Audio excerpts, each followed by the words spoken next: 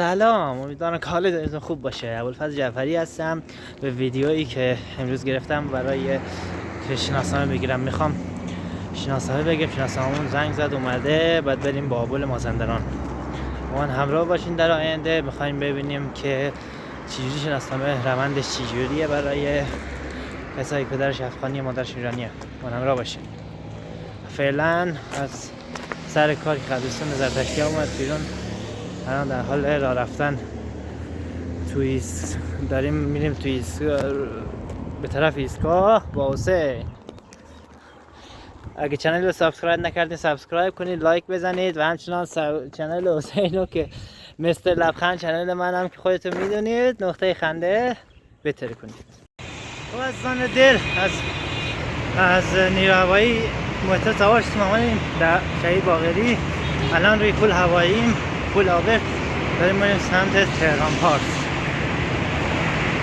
تهران پارس اینجا ماشین گفتیم که از رای پیرسکو گفت باید بریم شمال. توی فرمانداری شهرستان بابل هستیم، بریم پیش ببینیم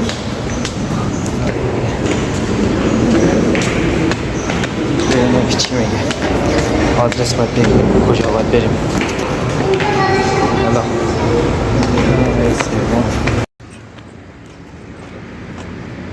راهیم جایی به نام اداره مؤسسه فرهنگی صاحب الزمان با خانواده میکائیل هم معلوم بشه کجایی میکائیل.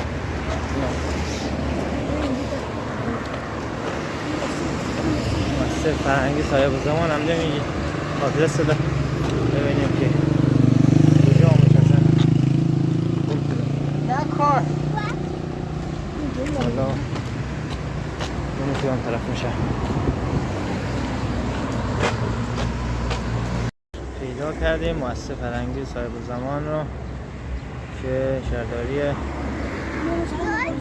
پشت میشه اون در سفیده که نیومده هنوز. 2 ساعت دیگه میان.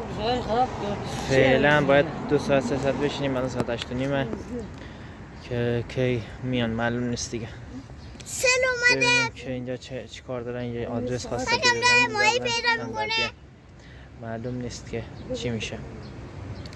حالا خب بینندگان عزیز، اومدیم اینجا آدرس داده محیط اداره فرهنگی صاحب الزمان که ما جلوشیم. فعلا 2 ساعت دیگه باز میشه.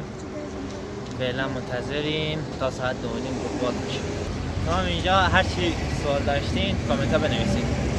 همچنین نظرتون درباره ایران جدید هم بنویسید. حتما تو کامنت ها بنویسید. برو تیپ معلوم بشه چی تیپی زدی.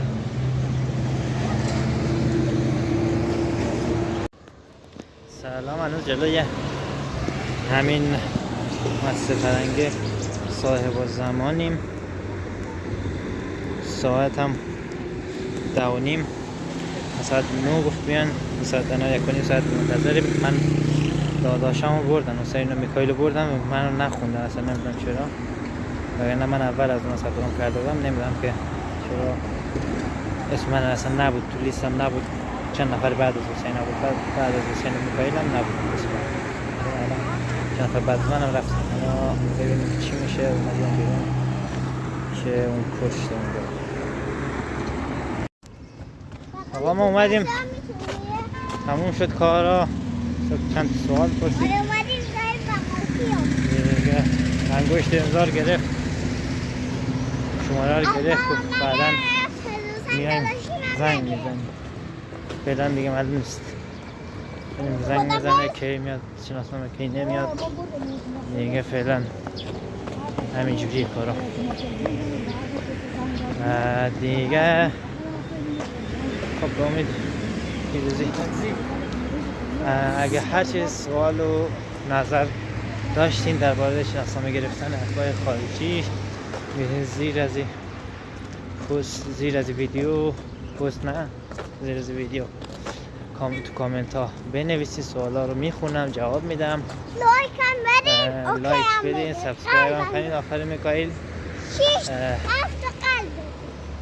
و حتما اگه سوال داشتین نظر بپرسید، من جواب میدم. ممنون.